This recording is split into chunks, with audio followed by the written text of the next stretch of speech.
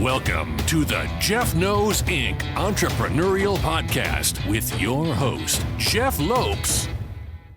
Jeff has over 2 decades experience as a serial entrepreneur, building brands like Kimura from his home basement to a multi-million-dollar global brand that has sold over 250,000 pairs of boxing gloves. Jeff's here to educate, guide, and drive you on the process of bringing your ideas and dreams to reality with the inspiring stories from some of the top business minds. Welcome to episode number 89 of the Jeff Knows Inc. podcast. I'm your host, Jeff Lopes. Super excited to have on today a good friend of ours, AaronGolub. Aaron is the host of Blind Ambition podcast. Great story behind his individual. First legally blind D1 athlete. Such an incredible inspiration. Such an incredible person. Sit back, everyone, and enjoy this podcast. We are live on the Jeff Knows Inc. podcast. I'm your host, Jeff Lopes. Super excited to have on a good friend of ours, AaronGolub. Aaron, what's up, brother? How are you? Good, Jeff. Thank you so much for having me. Excited for today. Very, very cool. I was actually on Aaron's podcast about a week ago, so when this airs will be a couple weeks apart. Great story, man. One of the most inspiring stories we've heard in a while, and just a great young entrepreneur trying to get his footprint in the industry, in the world, and get his story out to the masses. So I'm excited to be able to offer a platform to tell Aaron's story and hopefully grow his story to the masses, because it's a story that needs to be heard and it's going to inspire a lot of people. So Aaron, before we even get into your story, what do you currently do career-wise? And let's start from there. What are you currently doing career-wise for our audience to know you? Yeah, so I do a couple things. I work in the world of finance, which I can't really talk about just because of course, compliance reasons. But in addition to that, I'm a motivational and keynote speaker. I run my own podcast called Blind Ambition, and I'm in the process of starting to write a book. Yeah. Exciting things ahead of you. So with your podcast, when did you start your podcast? In about July. And where was your mindset when you first, the podcast industry, since the pandemic has taken off to a new level, right? Because a lot of individuals, they're home, they want to get their story out, they're using the podcast as platforms. When you first got into creating your own platform and creating your own podcast, where was your mindset and how did you actually get the whole process started for a lot of people trying to start? Creating my own podcast had nothing to do with getting my story out more and spreading it to others. So what my mindset, my thoughts around it was the fact that I was going on a ton of people's podcasts. Being a speaker, especially, with the pandemic, I had to switch to doing a couple things. A, more virtual events, and B, get on as many podcasts as possible so more people heard my story. And so that's what I was doing. And, it came to the point where I was meeting some really cool, interesting people. And I said, this is a fantastic networking tool. Why don't I use a platform? It doesn't take a ton of time, doesn't take a ton of effort. Create my own podcast, come out with an episode a week, and just use it to network with others and share their stories. And that's really the whole purpose of it. I use it and I reach out to people who I want to connect with. And maybe if I didn't have a podcast, they wouldn't respond to me. And that was the idea behind it. And it allowed me to connect to you. It allowed me to connect to Chris Ross. So many people that it's gotten me into their network and built incredible friendships with because of that. Yeah, I love that aspect. And it's something we actually discussed off the air a few times is, as an entrepreneur, the importance of networking, importance of surrounding yourself with individuals that are going to better you, but also help you. And I think that is a huge aspect. And we had discussed this prior to as well, is that's one of the main reasons I started my podcast, was to build a network and connect with individuals like yourself and the Chris's and the Mike Diamonds. There's so many people I've connected with in the last 9 months, 10 months. I've started this podcast like this. This is our second podcast recording of the day. This morning we had on John Lee, which is a massive entrepreneur as well. So it's being able to network with individuals and hear their stories. So let's get into your story. We have such an incredible story here, and I do want this podcast to be all about you. Tell them a little bit about yourself and your history, and then we're going to go into your actual past. But give them a little understanding of who you are and your story right now. Yeah. So My name is Aaron Golub. I'm legally blind and became the first legally blind Division I athlete to play in a game when I played football at Tulane University. Went on to become a team captain and then an NFL free agent. And so, I was born legally blind, and for me, that means I have no vision at all in my right eye and very limited in my left. My left eye, there's probably a hole the size of about half of a dime, and then through that hole, my vision is about 2,200. So through that small hole, what a normal person would see at about 200 feet away, I would see it about 20 feet away. And I've lived with that my entire life and used it to my advantage. So growing up, because you were born legally blind, as a child, this was the norm to you. Yeah. And so it wasn't something that happened to you, a sudden accident or something like that. This was the norm to you. So you learned as a young child to adapt to it, to grow with it, and it became your norm. When you initially, what age did you realize? I think this is an important question for our audience and to know your story. What age did you realize that you had a need that other people didn't have, and you're different in a way that you had to adapt and learn to? The easier way to explain is ask this question is, what age did you actually start realizing that you're legally blind and you're different from other children? At what age? And why I'm asking is because obviously my son's story, and then we've talked about that. So what age did you actually start realizing it? I don't think that I can remember a specific age. I mean, I think it's something where if you grow up with it, if you were born with it, you always know and you understand. I mean, as soon as you're not an infant or a toddler anymore, you realize that, okay, you need to look at things closer than other children. It takes you longer to figure out certain things like learning how to tie your shoes or learning how, whatever it may be. So probably at a pretty early age, probably, when I started going to preschool or kindergarten or something like that. Yeah. So one story you had brought to me and we had talked about prior to going on air the other day is at a very young age, you took fitness as a challenge and you took fitness as something you adapted into your being and who you are. What age did you start that at? And let's dive into that story part of it. Yeah. So I started playing football going into 7th grade. And I was never very good. I was an offense and defensive lineman. And the point at the time was, at that level, it's really just learning, figuring out how to play the game. And so it was, hit the person in front of you in the other color jersey. And okay, I could do that. I really fell in love with, the game, lifting weights, getting better. I started lifting in probably 8th grade, I think it was, and, did whatever I could to get stronger, get better. But, it wasn't doing me a ton of good. Sophomore year of high school, I was a 3rd string offense and defensive lineman on junior varsity. And, my goal was to play Division I football. Yeah. And so, sophomore year of high school, if you're going to play Division I football at a top school, you're probably either starting on varsity or at least playing a lot on varsity. You're getting looks at by colleges at that point if you're going to play at the next level. And that wasn't me. And so something flipped in my head and I just made a decision. I said, what can I do to play Division I football? And I found long snapping and I only focused on that. I told my coach I didn't want to play offense and defensive line anymore. I only wanted to focus on long snapping. I would show up to school every morning around 5:30 in the morning and practice for, an hour and a half before school. I would go to school, go to practice, lift weights every single day after school. I did whatever I could to outwork everyone else because that's what it took for me to be successful. And, eventually it paid off. So where in your mind, like you said, that shift, like a lot of people,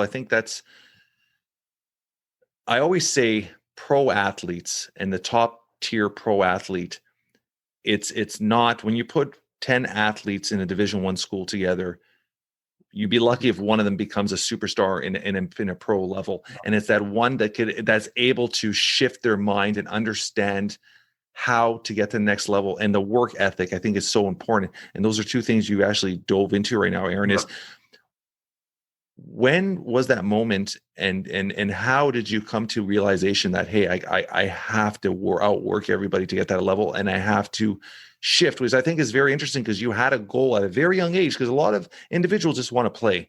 And for you to understand, for me to get to that level, to be at a Division I school, I had to switch my position. I had to do so. What snapped in your head? Was there a conversation with somebody? Was there something you saw? Like, what shifted your mind at that moment? I don't think it was one moment. I think it was between, not getting playing time in high school at first, going to different long snapping camps and not being very good at it in the beginning. And something just clicked. And I just said, I'm at a disadvantage. I need to work 10 times harder than everyone else if I want to be the best at what I do. And that's just what it took. I couldn't be the hardest working person in practice and, just go home and relax because, there's someone else who's lifting weights after somewhere else. There's someone else who's going to school in the morning and practicing. I had to do everything that no one else was doing when no one else was around in order to achieve my goals. And I didn't care if anyone else on my team was with me. I didn't care if anyone else in the state was with me. It didn't matter to me because I had my vision on this is what I want to accomplish. What do I have to do to get there? That is awesome. So when you got did you have interest from more than one college or university? Did you have interest or was it just the one you went to? So I did outreach to literally every single Division I school in the country. At the end, I ended up having two offers, one from Tulane, one from University of Illinois. Yeah. And it really came down to, some advice that I got from a coach. And the advice was go to school where, God forbid, something happens and you can't play football. You'll be happy being a student. And that's how I picked Tulane. It was a better fit for me as a student. And so I knew that if something happened and I could no longer play, I'd be really happy there. That is very, very good. Now, let's dive into that moment, their first actual game on a Division I level. What was your experience? What was your energy? How was that moment building up to that day? I'm October of my sophomore year. And, it was exciting. It was an incredible experience. And, I think I knew for a few weeks that, my coach was giving me more attention, was thrilled with my performance, noticed my work ethic, and was ready to give me an opportunity at some point. And when the time came, I was very excited. And, I think one of the things was I wasn't very nervous, though. And most people are surprised by that. And, when I talk about that, I say, long snapping is the same thing as a golf swing. And when you do it 10,000 times, you can do it with your eyes shut. It's the same thing every single time. And so I had snapped the ball so many times that it was just robotic to me. And so I get out in the field, snap the ball, block. It's the same thing I did in practice the day before. And so, it was an amazing moment. My teammates were thrilled, but, I wasn't really focused on what had happened, the history I made or anything. I was focused on doing what I could to help my team. And, I think that honestly, at the time, my teammates were probably more excited. My coaches were more excited than I was. And I was excited to get an opportunity to contribute to the win, not excited because we just made history. Yeah, I love that aspect. So when that actually happened, that moment happened, and there was obviously notoriety coming with it.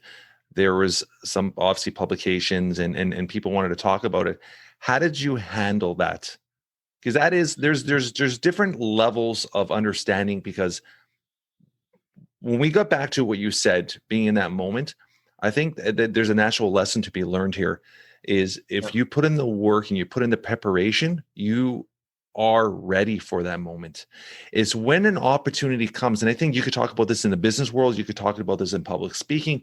You could talk about this in any realm of any industry, is being able to be ready for that moment. Because a lot of people, a moment will come and they're not prepared for that moment, and that moment passes and they've lost that one time or that one opportunity in their life to achieve that goal of theirs because they weren't prepared. You were prepared. And it's that whole thing. Yours was a physical aspect. Some of them could be mentally something, but a lot of it you did was the physical, is the repetitions. They always say if you do something 10,000 times, you master it, it becomes almost part of your fabric. It becomes muscle memory. When all this happened, you obviously got a bigger light shined on you. Were you prepared for that? So it started really senior year of high school, honestly. Okay. When I first committed to Tulane was when the press really started. I had some, TV appearances. I was actually flown to New York to go on Good Morning America at 17 years old. And honestly, I didn't like it. I didn't want to do it. It wasn't who I was. I was doing it, I wanted to play football. I wasn't interested in the attention. And, another good advice I got from a coach was, if you can help and impact one other person by doing an interview, then do the interview. It's not about you. It's about what you can do for I others. love that. And so that's what I did. From then on, I did every single interview that came my way, and I still do, because you never know who will be listening or who will be watching or who will see that, and it will help them in some way. But, I think I was very nervous, when I went to Good Morning America. That was the biggest one I had done at that point. And, was on live TV in front of millions of people. And I think, looking back on it, it's funny because you can Google and watch that video. I think, oh, I was a terrible speaker back then, blah, blah, blah. But at the end of the day, I mean, as a 17-year-old, I did a really good job, being composed, not letting, the notoriety or whatever you want to call it get in the way. And I think I was pretty relaxed, and, it allowed me to really become a decent public speaker overnight because, I was put in a position to sink or swim. And, I think when most people are put in that position, they swim. Yeah. I love that aspect. So, and that is a huge aspect where I love the lesson you said, because you were put on a platform where you were able to send your message out that could inspire and help other people. And a lot of times that notoriety or that light shone on you, it's not a comfortable thing for a young athlete, and especially when they are actually talking about an accomplishment that you're not thinking of. You're an athlete. You're there to make the team. You're there to help the team be better, and they're focusing on you being legally blind and accomplishing this great accomplishment. And I actually watched a documentary recently with my son. So my son plays baseball. He's a lefty, and it's on Jim Abbott. You know the athlete? Yep. Incredible story, incredible documentary. And he did all these interviews and all that stuff. And he actually says that, and he says something very similar, where he absolutely hated all the interviews. He hated everything because they kept shining the light on his disability and not on what he had accomplished. And obviously to went on to have an amazing career, get a no-hitter in the major leagues, which is, it's stunning. It's such an accomplishment as a pro athlete, because even if he had both full limbs, what he accomplished would have been an amazing career. So, but everybody always focused on his disability, not what he achieved.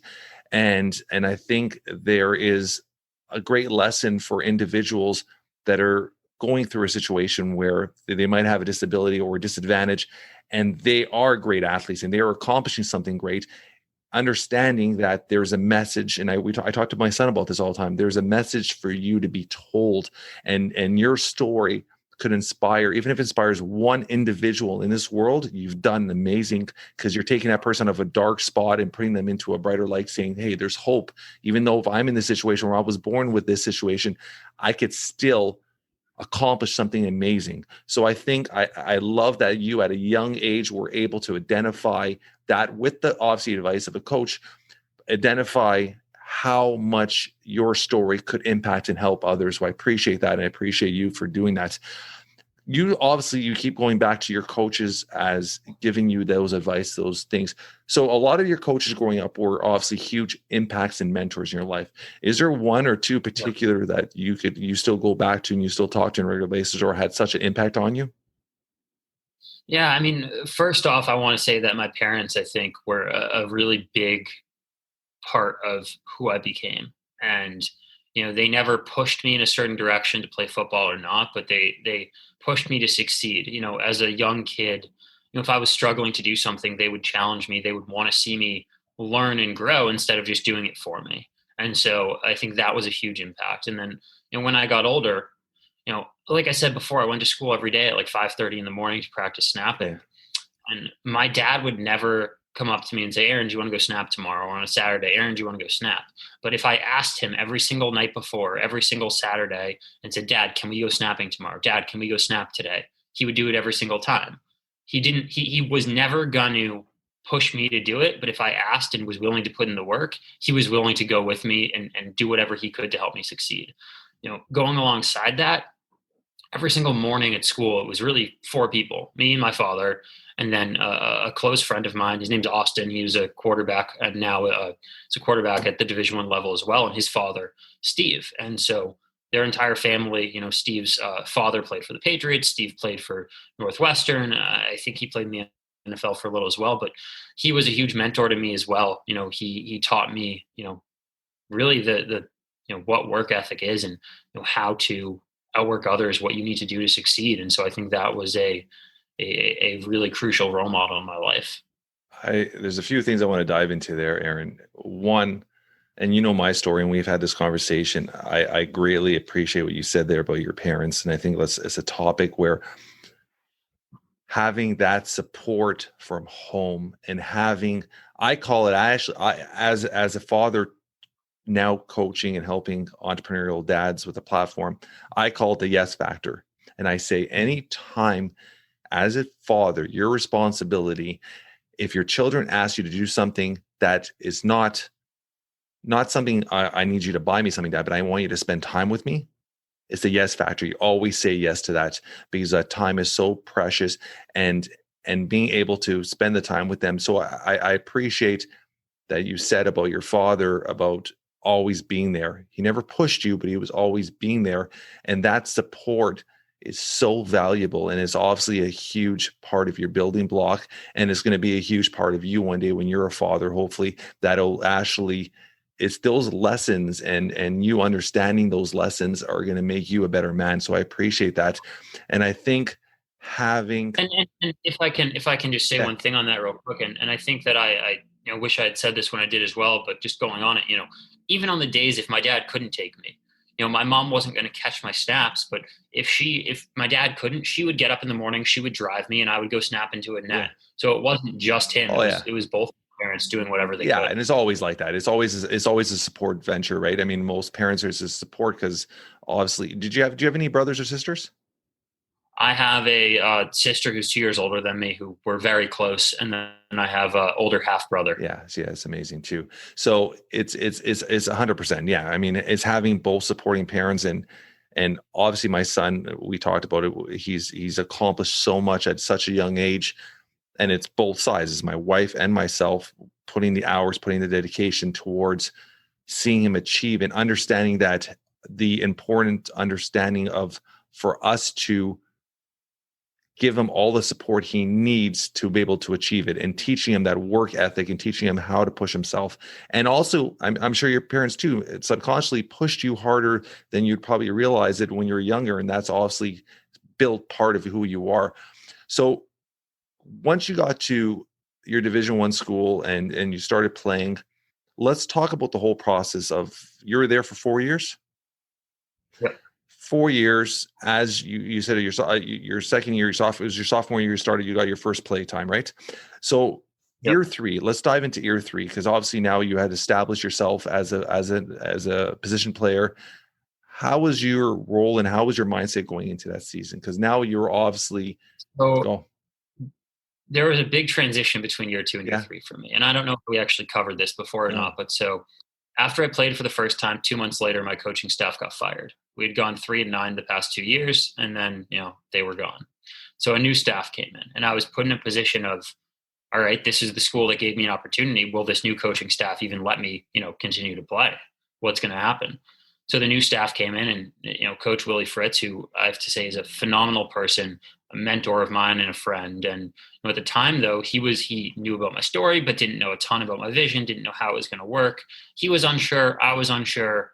And we had this conversation. It was honestly a pretty uncomfortable conversation, but one that had to be had. And eventually we got to the point and we just said, let's do spring ball. Let's see what happens. If we have to have this discussion again, we'll come in May and have this discussion again. Never heard about it again. And 2 years later, he named me one of our team captains. And I think that is honestly one of the proudest moments of my life, because he didn't know what to expect. He didn't know what I was going to be able to do. And I completely shifted and changed his mentality and every other coach's mentality to earn that. I love the word you said there, earned. And I think that's a huge aspect of it. Nothing was given to you. You earned their respect by your work ethic and obviously the time and effort you put into helping the team accomplish. How did the team actually perform record-wise for those 2 years with the new coaching staff? Yeah, so my junior year we went 5-7. My senior year we ended up going 5-7. It's a unfortunate story. We should have gone 6-6 and made a bowl, but they called should have been a touchdown, not a touchdown at the last second of the last game, but is what it is. After that, I think my year was a big transition of helping turn around the program. They, have been doing a lot better since. This year they went to their third straight bowl game, and wow. They're turning the program around. That is amazing. Are you still involved with the school? Somewhat here and there. I obviously couldn't go down this year, but I do, make it to a game most years and go talk to the team, go help out. I don't have friends really playing anymore on the team, but for the first couple of years out, I did. And so I would always talk to them and, go and see them play. Now your transition. So you were a free agent. You applied to be a free agent in an NFL. How did that did you go to, obviously you went to training camps. What was the whole process there? So I did my pro day. I talked to a bunch of teams, and it was something where it was something I really wanted. I wanted to make the NFL. I thought this was the decision and the path I wanted to go. And to truth be told, I think that if I had really said I'm gonna only focus on football for the next year, I probably would have had an opportunity to make a team. Would I have started? I don't know. Would I have made a team? I don't know. But I think I would have had a decent chance. That being said, I had opportunities, in the world of finance, and I wanted to go into the world of speaking as well. And it was a pivot that was at the right time, and it was the right move for me to make. And I have no regrets for shifting my career path. And I'm very thankful that I did at the time that I did, because, I'm a lot further ahead now than I would have been if I was still trying to, or bouncing between teams or things like that. Yeah, I appreciate that.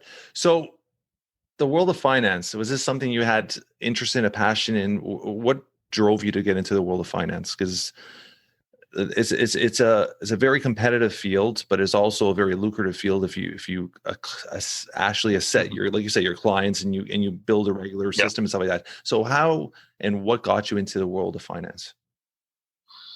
I wasn't sure what I wanted to do for a while, and I think that I wanted a field where I had a lot of freedom and I had the opportunity to make as much money as I wanted. And so, I'm not going to go into detail of my specific job, and if someone looks me up, they'll see it. But the thing with my specific role in finance, and you don't get this anywhere else, and I get this with both the finance side and the speaking side, and I'm so fortunate and so thankful that I have it, because most people, can only dream of having it. But I have as much freedom as I want. I have the ability to hop on a podcast with you right now. I can go out to lunch with someone today if I want to, as long as I don't have a meeting. I can do whatever I want, and I can have as much freedom as I want. I can go spend time with my sister or my girlfriend or my parents tonight if I want to, because I'm not stuck in a 9-to-5. At the same time, I can make as much money as I want. If I work my ass off for years and years and years, there's absolutely no limit on either the finance or the speaking side of the amount of money I can make. And that's really what drew me to everything I do today. I love that. So let's dive into, Aaron, into your speaking aspect. When did you put in your head that you wanted to tell your story, and what age did you realize that this is something I want to do, and when did it come to fruition? When did you were you able to start the public speaking, and how did it all start? Yeah. So, because of doing a lot of speaking opportunities through interviews and things over the years, I, had developed a skill. I was decent at it, and it was something that I knew I could help others. And I think it was about a year out of college that, I said, I want something more in my life in addition to finance. What can it be? And I started doing speaking engagements. I started doing some. I started helping others that way. And then, probably 6 months after that, I really figured out, with the help of my friend Sam, who I recently connected you to, that I can monetize this. Not only can I help and impact other people, but I can also turn this into a business and make a lot of money doing it as well. And so he was a big mentor of mine, and still is, of really helping me turn that around into, let's help and impact as many people as possible, but let's do it at the same time of turning it into a business. Yeah, I love that part. So you've done, how many times have you been on stage and over the last few years and all that stuff like that? How many times a year do you try to get on stage? Obviously the pandemic changed all that, but prior to the pandemic, how many times were you stepping on stage? Before the pandemic, it wasn't as much as I would like. I wanted to grow, and I think it was a few times, but it wasn't a ton. I think the pandemic has, as bad as it has been, it's allowed me to get my name out a lot more in the speaking world through going on podcasts, my own podcast, growing my Instagram, networking with individuals. And so, my hope is that, I'm on a stage once a month or whenever the opportunity comes when this pandemic ends and I can really turn it into a profitable business opportunity. I think this year has been tremendous for my growth in that field. Yeah, I think a lot of individuals, and we have this conversation a lot with entrepreneurs, is how you come out of a situation like this is going to show how strong you are as an entrepreneur, because you have to look at the darkest moments and find a light in them. And a lot of entrepreneurs like yourself, myself, 2020 was actually, a lot of people obviously suffering, a lot of people through mental health and ill and whatnot are going through that. And I don't want to not shed a light on that, but 2020 was probably career-wise the best year of my life. And it's because it gave me so much more opportunity, because I was doing really well with all my businesses. I was helping a lot of individuals. My 2 companies were doing well. We're building a great portfolio of real estate, but I was just working, family. And I had a routine, and I was very stuck in this routine. And it just gave me an opportunity to sit back and be like, hey, you know what?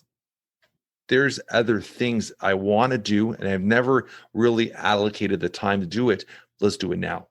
And that's when the podcast, that's when my coaching platform, that's when I started putting a pen to paper and wrote a book and all these other things. And I think that is a great opportunity, because a lot of people, and I've talked to so many people on Aaron in December, and a lot of people were having that mindset where, you know what, 2020 was a crap year. 2021, I'm going to turn it around. It's going to be the New Year's resolution. I'm going to flip that switch. And you know what? Let's be honest. That's all bullshit, because 2020, 2021, it's just one straight line. There's no difference. Yeah. And a lot of people, and I was actually going to do a little video on this probably this week, is a lot of people that I've been talking to in the last couple of days, all of a sudden 2 weeks into 2021, but they had this little hope and all this. And 2 weeks later, a lot of us are still in lockdowns. A lot of us are still going through a lot of trauma, mentally, physically, and business-wise, and nothing's really changed. So, and I think, it's how you prepare for it, though. And the people who had a good 2020 business-wise will have a good 2021. 100%. The people who didn't have a good one probably won't, unless they drastically change their life. You and I were talking about this today before we went on air. I've had some big wins already this year in 2021.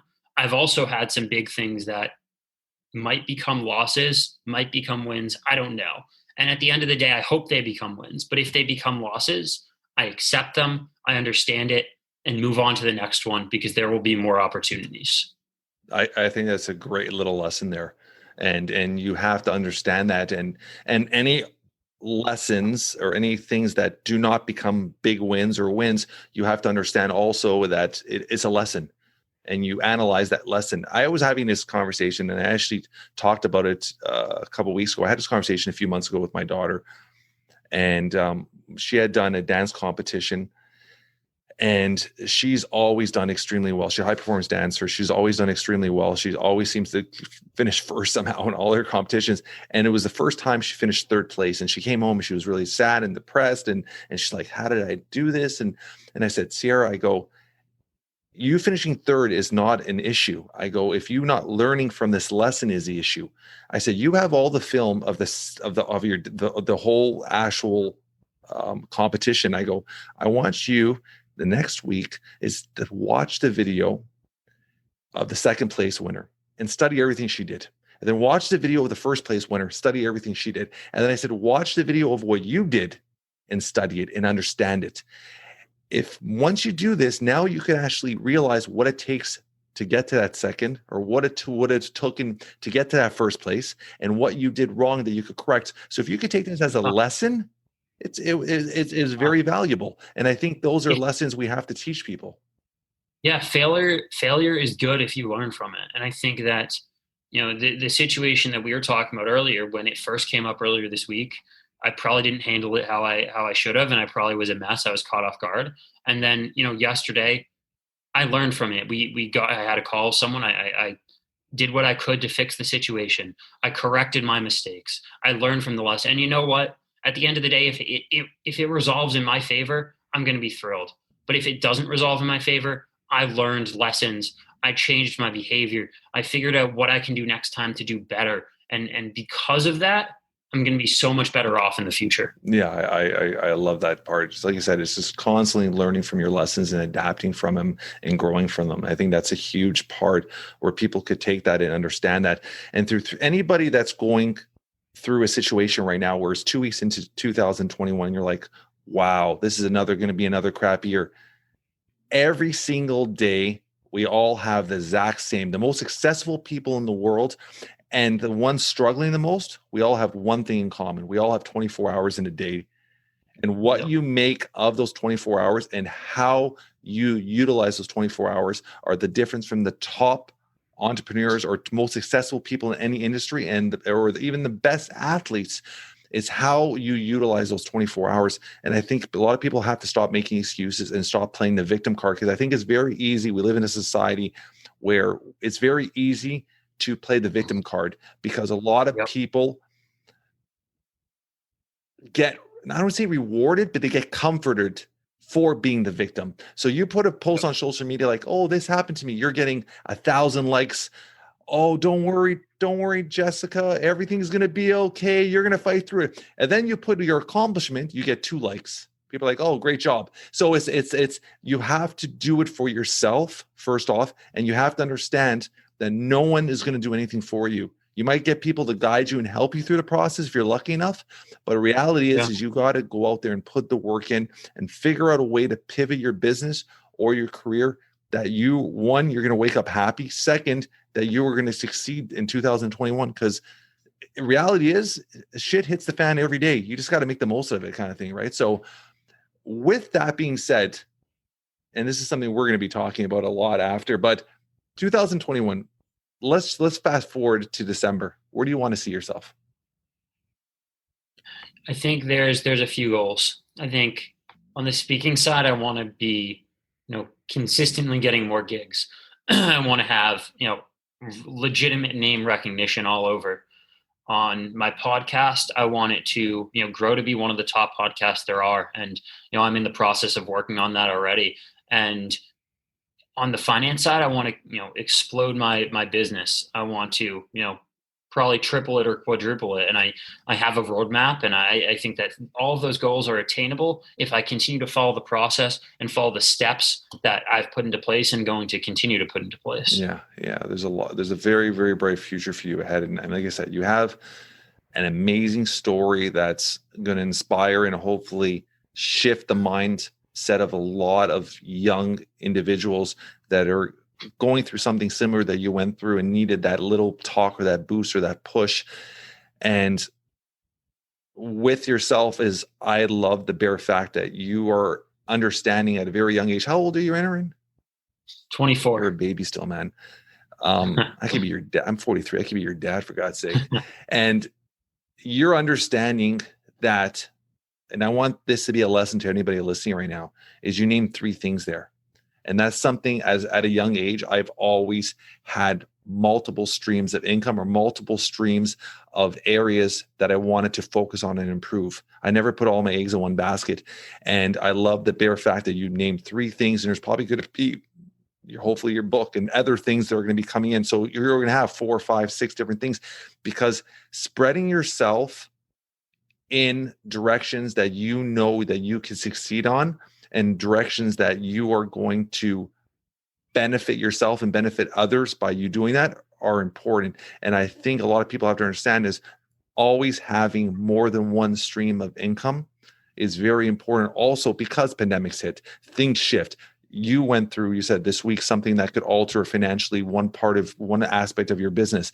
So having different streams of income is so important that they're always benefiting. If one's lower, the other could also be shifted or come higher. So having different streams of income, having passive income is another great way as well, which is eventually your book and other things you're doing. So Those are two things that I think a lot of young entrepreneurs can learn from is not putting everything focused on one. I do understand the whole thing of putting your energy on one thing till it grows, but having different streams of income in different areas that you want to grow on and have different goals is very, very important for yourself. And going on that, some of them take a lot of time up front, but they become passive income. 100%. One of my goals is to grow my podcast and monetize my podcast. And at the end of the day, I have someone who helps me with editing it because that's just not my strong suit. And, when I get to the point where it's, able to be monetized, all I do is I get on conversations like this, have a good time, talk to people, send it over to the person who helps me with editing, and then post it, and then it will make money. I mean, that's passive income. 100%. Is there any other fields that you have interest in that you can see yourself getting into over the next few years? I don't really know. I think I love everything I'm doing, and nothing really hits the nail on the head. I think right now I'm very happy with everything I'm doing and everything I have going on. I will never get into something that is a strict 9-to-5 type of thing. I think you're a natural entrepreneur. I can't see that ever happening. I love doing, having the freedom that I have, and, we'll see. I love what I have, like I said, and you never know. There might be other areas to add down the road, but that's something we'll talk about as time goes on. Yeah, there's one thing you said there. I'm gonna ask you 2 other questions, but there's one thing you said there, and I appreciate that too, Aaron. Is at a young age you keep saying the exact same thing, and I think that is such an important lesson for people to learn from. Is you keep saying having the freedom. Yep. And I think a lot of entrepreneurs, it takes years and years and years of them being an entrepreneur before they realize that being successful is not having a Porsche in the driveway, it's having the financial freedom, being able to wake up every morning and do what you love. And that allows you to do other things that you love, is having a financial freedom. And you've said that in our podcast here probably 5-6 times, the freedom and that word. And I love that aspect. I think that's something so important for a lot of entrepreneurs to understand, is wealth should be measured by your freedom. Yeah. No, at the end of the day, think about what you do. And if something comes up with your family, with any relationships that are truly important to you, can you drop everything and go to it? I might need to cancel a couple of meetings and reschedule, but if something came up with my parents or my sister or my girlfriend, I would, I'd sign off this, I'd drop everything for the rest of the day, send out a couple of texts and go, because I have the freedom and ability to do that. Yeah, I love that. There's 2 questions I ask, and all my podcasts are very free flowing. There's 2 conversations or 2 questions I always ask all our guests at the end. One of them is a little harder for you because you're so young, but I think you've had a lot of life experience. You might be able to understand it and answer it. Is, if something were to happen to you today, Aaron, in a few simple words, how would you want to be described by your loved ones and your closest relatives and your closest friends? In a few words, how would you want them to describe you? Impactful. I think that if something were to happen to me, I want to be known as someone who left a legacy of impacting others and creating change and a difference, and really making that impact. And you're well on your way on doing that. So I appreciate that. And the next one is superpower. If you had one superpower, what would it be? I don't know, maybe like teleportation, be able to just go anywhere in the world I wanted. That'd be pretty awesome.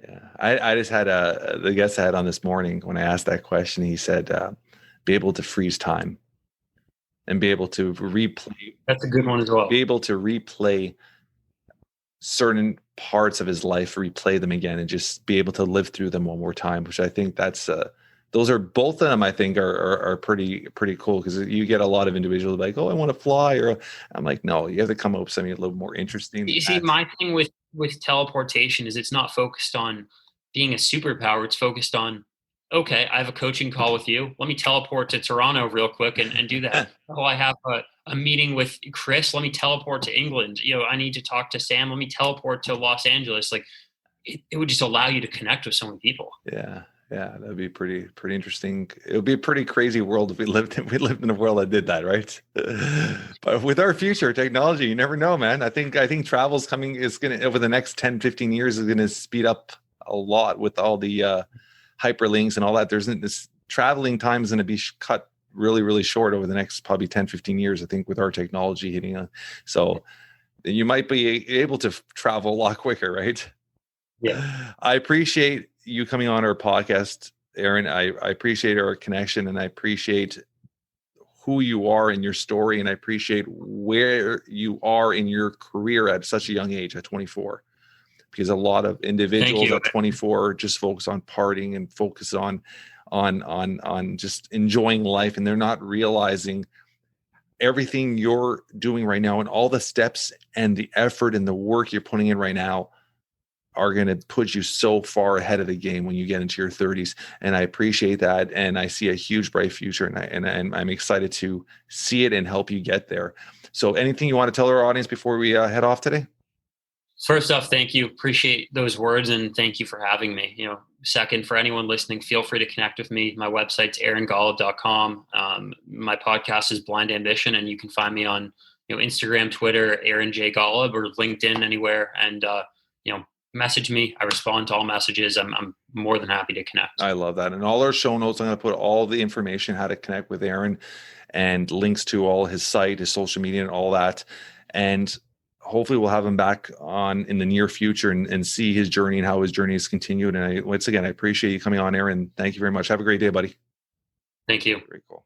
That's a wrap for today. I want to thank our guest, Aaron, for being a guest on the Jeff Knows Inc. podcast. What a great, inspiring story. Great young individual with such a promising future. I hope everyone takes a look and takes a follow, and I cannot wait to see where this future goes. If you guys enjoy this podcast as much as I did, please do us a favor. Do what we ask every week. Help spread the word. Tell your friends. Tell your family. We're trying to build something incredibly special here. Leave a review. 5 stars would be absolutely amazing. We always read our reviews. We appreciate everyone that takes their time to do it. Until next week, guys, keep moving forward.